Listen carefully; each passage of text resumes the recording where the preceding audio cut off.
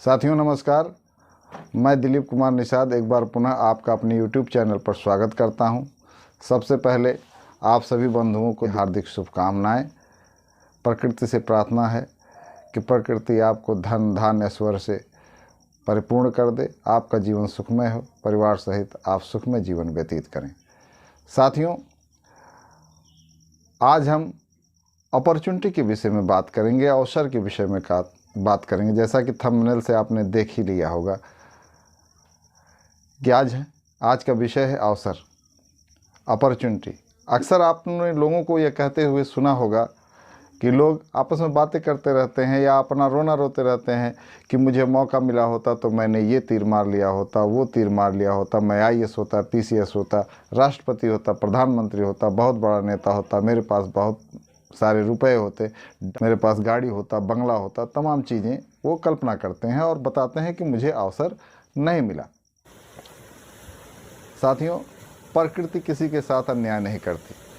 प्रकृति एक ही हवा, पानी, धूप, मिट्टी सभी को देती है। कुछ लोग कामयाब हो जाते हैं, कुछ लोग पीछे रह जाते हैं। इसका सबसे बारीक कारण यह है कि जो सफल लोग होते हैं वो अवसर को पहचानते हैं और तुरंत उस पर एक्शन लेते हैं।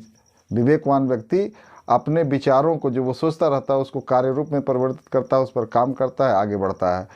जबकि विवेक शून्य व्यक्ति हमेशा सोच विचार में लगा रहता है और अवसर को जाने देता है। अवसर सूर्योदय की तरह होता है। अगर आपने उसको देखा, उसको पहचान लिया, तब तो ठीक है, आप उसको लपक लेंगे, उस पर काम करेंगे, कामयाब होंगे। लेकिन अगर आप जरा भी चूके, सूर्योदय का समय थोड़ी देर के लिए होता है, वो आता है और चला जाता, आता रहता है, जाता रहता है।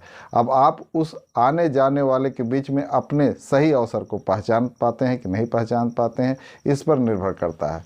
साथियों, जब हम अवसर की बात करते हैं तो लोग अभी अवसर, अब किस चीज़ का, अब आपका अवसर क्या है, व्हाट इज योर अपॉर्चुनिटी, ये महत्वपूर्ण विषय है।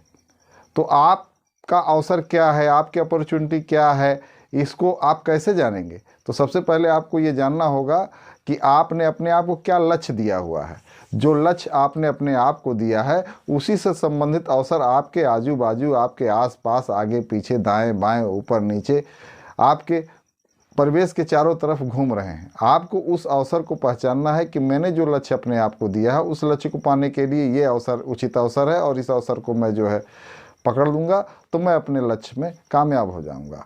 जैसे उदाहरण के तौर पर, पैसा सबसे बड़ा मोटिवेशनल फैक्टर है। आज सभी लोग पैसे की तलाश में है, पैसा कैसे कमाया जाए। साथ ही साथ ये भी वो देखना है उनको कि पैसा हम गलत तरीके से तो नहीं अर्जित कर रहे हैं, क्योंकि अगर गलत तरीके से पैसा आप अर्जित करते हैं तो गलत तरीके से आपके पास से चला भी जाएगा। तो पैसा सबसे बड़ा मोटिवेशनल फैक्टर है। पैसे के लिए सभी लोग काम कर रहे हैं। अब पैसा एक फैक्टर है, अब पैसे को प्राप्त करने के लिए अवसर की तलाश, अवसर की तलाश में आप हैं। अवसर को पहचानने की कोशिश करें। अवसर की पहचान कैसे करेंगे? साथियों, एक विद्वान व्यक्ति ने, एक बहुत ही जाने माने दार्शनिक ने अवसर की कल्पना करते हुए एक देवदूत का चित्र खींचा है। उन्होंने बताया कि अवसर देवदूत की तरह है। यह अपने पंजों पर खड़ा हुआ, अपने पंख फैलाए उड़ने को तैयार है। इसके सिर पर सामने की तरफ चंद बाल हैं और उसका पूरा सिर सपाट है। इस चित्र की कल्पना करते हुए उन्होंने अवसर का चित्र खींचा कि यह अवसर है, ये उड़ने को तैयार है। अब हमको पहचानना है, क्योंकि ये अवसर उड़ने को तैयार है। अपने पंजों पर खड़ा हुआ, पंख फैलाए हुए अवसर सामने से आता है। उसके सिर पे सामने की तरफ कुछ बाल हैं, ठीक है। अगर आप अवसर को सामने की तरफ से पकड़ दिए तो ठीक है, अवसर जैसे ही आपके बाजू से गुजरा, आप पीछे से पकड़ने की कोशिश करेंगे, लेकिन उसके पास तो बाल है नहीं, उसका सिर सपाट है, वह टकला है, गंजा है, आप उसको पकड़ नहीं पाएंगे, वो फिसल जाएगा। ये रही अवसर। अब इस अवसर को पहचानने और अच्छी तरह से समझने के लिए हम एक कहानी का सहारा लेते हैं। साथियों, एक छोटे से शहर के पेट्रोल पंप पर एक नौजवान काम करता रहता है। उसका कार्य रहता है कि वो आने वाली गाड़ियों में पेट्रोल डालना, डीजल डालना, ये उसका काम रहता है। धीरे धीरे समय बीतता रहता है। उसके अंदर भी सपने हैं, उसके अंदर भी जिजीविषाएं हैं, हर आदमी के अंदर होती हैं, उसके अंदर भी हैं। एक दिन उसके उस छोटे से शहर के छोटे से पेट्रोल पंप पर एक मर्सिडीज कार आकर रुकती है। इतनी सुंदर कार उसने सिर्फ अपनी कल्पना में देखी थी और उसने सोचा था कभी अपनी भी ऐसी कार होगी। ललचाई निगाहों से वह उस कार को देखता रहता है। कार का मालिक उसे आदेश देता है कि मेरी गाड़ी में 5,000 रुपये का पेट्रोल डाल दो। लड़का 5,000 रुपये का पेट्रोल डालते हुए गाड़ी को बहुत ही आसक्त निगाहों से देखता है, हाथों से छूता है, महसूस करने की कोशिश करता है। गाड़ी का मालिक लड़के के हाव भाव से इन सारी बातों को समझ लेता है और उसको कहता है कि क्या आपको ये गाड़ी पसंद है? नौजवान कहता है, श्रीमान जी, यह मेरी ड्रीम कार है। मैंने सोचा है कि कभी मेरे पास जब पैसे होंगे तो मेरी अपनी एक मर्सिडीज़ बेंज कार होगी और इसे मैं ड्राइव कर रहा होऊंगा। गाड़ी का मालिक नौजवान आदमी की पीठ थपथपाते हुए अपना एक विजिटिंग कार्ड उसकी तरफ बढ़ाता है और कहता है, बेटे, तुम्हारे सपने ज़रूर पूरे होंगे, तुम आकर मुझसे मिलो। मैं तुम्हें बिजनेस करने का गुण सिखाऊंगा, कुछ काम बताऊंगा, जिससे 3 साल बाद तुम्हारे पास भी ऐसी ही एक कार होगी। ऐसा कहकर वह पेट्रोल के पैसे देता है और अपनी गाड़ी में बैठकर चला जाता है। अब लड़का उस विजिटिंग कार्ड को देखता है और अपने मन में विचार करता है कि न जाने वो कौन सा काम बताएगा, मैं वो काम कर पाऊंगा कि नहीं कर पाऊंगा। इसी उधेड़-बुन में वह उस विजिटिंग कार्ड को डस्टबिन में फेंक देता है। धीरे धीरे समय का पहिया घूमता रहता है। 3 साल बीत जाते हैं। 3 साल के बाद एक मर्सिडीज बेंज कार उसी मॉडल की फिर उसके पेट्रोल पंप पर दिखाई देती है, लेकिन इस बार उसका मालिक बदला हुआ रहता है। उसके मालिक ने नौजवान व्यक्ति से कहा कि मेरी गाड़ी में 5,000 रुपये का पेट्रोल डाल दो। लड़का पुनः आसक्त निगाहों से उस गाड़ी की तरफ देख रहा होता है, उसको ललचाई निगाहों से देखता है, उसको छूता है, स्पर्श को महसूस करता है और गाड़ी में पेट्रोल डालता है। गाड़ी में पेट्रोल डालने के बाद गाड़ी के मालिक ने नौजवान से पूछा, क्या आपको यह गाड़ी पसंद है? नौजवान ने कहा, महोदय, यह मेरी ड्रीम कार है। मैंने सोचा है कि कभी मेरे पास पैसे होंगे तो मेरे पास अपनी एक मर्सिडीज बेंज कार होगी जिसे मैं ड्राइव करूंगा। तो गाड़ी के मालिक ने मुस्कुराते हुए कहा, भाई, ये गाड़ी आपकी हो सकती थी अगर आपने उस विजिटिंग कार्ड को उस दिन डस्टबिन में न फेंक दिया होता। मैं आपके ही इसी पेट्रोल पंप पर स्वीपर का काम करने वाला लड़का हूं, जो आज से 3 साल पहले आपके इस पेट्रोल पंप पर कूड़े बीनने का काम करता था, सफाई का काम करता था। मैंने आप दोनों की बातें सुनी थी। मैंने ये देखा कि उस व्यक्ति ने आपको विजिटिंग कार्ड दिया और आपको एक चांस दिया कि आप उसके जैसा बन सके, लेकिन आपने उस विजिटिंग कार्ड को फेंक दिया। मैं बहुत गरीब हुआ करता था और मेरे पास रोटियों के लाले थे। मैंने उस विजिटिंग कार्ड को उठाया और उस आदमी से जाकर उसके ऑफिस मिला। उसने मुझे बिजनेस करने का गुण सिखाया, मुझे अवसर दिया, मौका दिया और मैं उसकी तरह बनकर आज एक सफल बिजनेसमैन हूँ और मेरे पास अपनी मर्सिडीज़ कार है। अगर उस दिन आपने उस विजिटिंग कार्ड को नहीं फेंका होता तो आज मेरी जगह पर तुम होते। ऐसा कहकर वह व्यक्ति अपनी गाड़ी लेकर चला जाता है।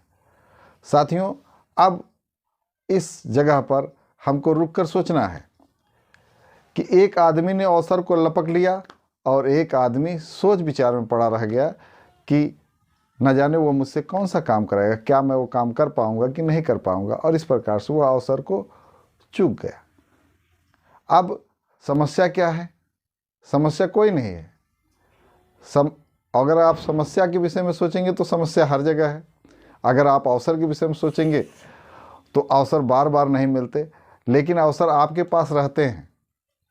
अब अवसर में समस्या, समस्या में अवसर, ये भी एक महत्वपूर्ण विषय है। इस पर भी हम चर्चा करने के लिए एक छोटी सी कहानी का सहारा लेते हैं। साथियों, एक बार एक शू कंपनी ने अपने 2 सेल्समैन को एक ऐसे इलाके में भेजा जहां कोई भी कंपनी अपनी जूता नहीं बेच रही होती है। ऐसी जगह पर जाकर उसने कहा कि देखो कि अपने जूते का एक आउटलेट उस इलाके में खोलना कैसा रहेगा। दोनों सेल्समैन चले जाते हैं। 1 हफ्ते में दोनों लोग अपनी अपनी रिपोर्ट लेकर आते हैं। उसने पहले सेल्समैन को बुलाया और कहा कि आप क्या रिपोर्ट लेकर आए हो। पहला सेल्समैन मालिक से मिलता है और निराशा भरे स्वर में कहता है कि श्रीमान जी, मैं उस इलाके में गली गली कूचे कूचे में टहला। वो एकदम जर्जर देहात का इलाका है, गांव है। वहाँ जो है कोई भी व्यक्ति जूता पहनता ही नहीं है, सभी लोग नंगे पांव रहते हैं। मैंने एक सिंगल व्यक्ति को, पुरुष स्त्री बच्चे के पैर में जूता देखा ही नहीं। ऐसी जगह पर अगर आप अपना आउटलेट खोलेंगे तो वहाँ जूता बिकेगा नहीं और हमारी कंपनी घाटे में जाएगी। उन्होंने उसकी फाइल रख ली और कहा ठीक है आप जाओ, मैं इस विषय में सोचता हूँ। उन्होंने दूसरे सेल्समैन को बुलाया और कहा कि आप अपनी रिपोर्ट बताओ। वह नौजवान इतना ज़्यादा उत्साहित था, उसने कहा श्रीमान जी बहुत गजब का अवसर है और इस समय वहाँ अपना आउटलेट खोलना बहुत ही ज़्यादा ज़रूरी है। जितने हम विलम्ब कर रहे हैं समझ लीजिए हम घाटे में जा रहे हैं, क्योंकि वहाँ का कोई व्यक्ति जूता पहनता ही नहीं है। बस किसी एक व्यक्ति को जूते पहना कर दिखा देना है और उसके बाद वहाँ के सभी लोग हमारे ही जूते पहनेंगे। अभी तक वहाँ पर कोई भी कंपनी अपनी जूता लेकर नहीं पहुँची है और ऐसे समय में अगर हमारा आउटलेट वहाँ पर खुलता है तो सभी लोग वहाँ, बच्चे बूढ़े जवान स्त्री पुरुष, सभी हमारी कंपनी के जूते पहनेंगे और हमारी सेल्स 10 गुना ज़्यादा बढ़ जाएगी। मालिक ने उसकी पीठ थपथपाते हुए कहा मैं तुमसे यही सुनना चाहता था। और ऐसा कहकर उसने उस जगह पर अपना आउटलेट खोला और वहाँ का इंचार्ज इस नौजवान को बनाया। साथियों, अब आप इन दोनों नौजवानों को क्या देखते हैं? एक, दोनों के लिए परिस्थितियाँ सेम हैं, गांव का इलाका है, बनने इलाका है, दूर दूर तक कोई जूता नहीं पहनता, लेकिन एक व्यक्ति ने देखा कि हाँ जूता कोई नहीं पहनता इसलिए जूता बिकेगा नहीं, और एक व्यक्ति ने देखा कि हाँ जूता कोई नहीं पहनता इसलिए जूता भरपूर बिकेगा। यानी कि एक व्यक्ति आशावादी है और एक व्यक्ति निराशावादी है। और इन्हीं दोनों घटनाओं को देखते हुए हम ये कह सकते हैं कि एक आशावादी व्यक्ति हर अवसर में कठिनाई ढूंढता है। कोई मौका मिला तो पहले वो कठिनाइयों पर ध्यान देता है कि ये प्रॉब्लम्स आनी हैं, ठीक है, और उस प्रॉब्लम्स को फेस करना हम लोगों के लिए संभव नहीं है। लेकिन एक आशावादी व्यक्ति उस कठिनाई में अवसर ढूंढता है कि ये एक बहुत बेहतरीन चांस है और ऐसा कहकर उसको लपक लेता है और कामयाब होता है। साथियों, अब अवसर की जब हम चर्चा कर रहे हैं, हमने अवसर क्या है ये जान लिया, अवसर को कैसे पहचानेंगे ये जान लिया, अवसर को कैसे ढूंढा जाए ये भी हमने जान लिया। लेकिन अब कुछ लोग इस पर भी विचार करते हैं कि क्या ये सही अवसर है, ये अवसर छोटा है, हम इससे बढ़िया वाला जो चांस मिलेगा, जो मौका मिलेगा, इस पर काम करेंगे। और ऐसा कह के वो एक टी-शर्ट अपने शरीर पर डाल लेते हैं जिस पर स्लोगन लिखा रहता है अपना टाइम आएगा, और बहुत खुश होते हैं कि एक दिन हमारा भी समय आएगा। तो कब आएगा समय? समय कभी नहीं आता। आपका टाइम आएगा नहीं, आपका टाइम आ चुका है, यही सही समय है। अब इससे बढ़कर और कौन सा टाइम आएगा? कोई भी अवसर छोटा या बड़ा नहीं होता। आप एक ही बार में आप करोड़पति नहीं हो सकते, ठीक है। शुरुआत तो छोटी ही करनी होगी। हो सकता है शुरुआत आपकी 100 रुपये से हो, 200 रुपये से हो, ठीक है, और इसके बाद धीरे धीरे आपके पैसे बढ़ते हैं और आप अपने ड्रीम तक पहुंचते हैं, आप अपने लक्ष्य तक पहुंचते हैं। शुरुआत तो छोटी ही करनी पड़ेगी। तो दोस्तों, टाइम आपका आ चुका है। ये मत कहिए कि अपना टाइम आएगा, आपका टाइम आ चुका है। साथियों, जो कमज़ोर व्यक्ति होते हैं, भीतर से जिनका हृदय कमज़ोर होता है, मन कमज़ोर होता है, बुद्धि कमज़ोर होती है, वो लोग किस्मत का रोना रोते हैं, अवसर का रोना रोते हैं। लेकिन जिन्हें उगना होता है वो पत्थर का सीना चीर कर भी उग जाते हैं। इन्हीं शब्दों के साथ आज के इस विचार को यहीं समाप्त किया जाता है। धन्यवाद। जय हिंद।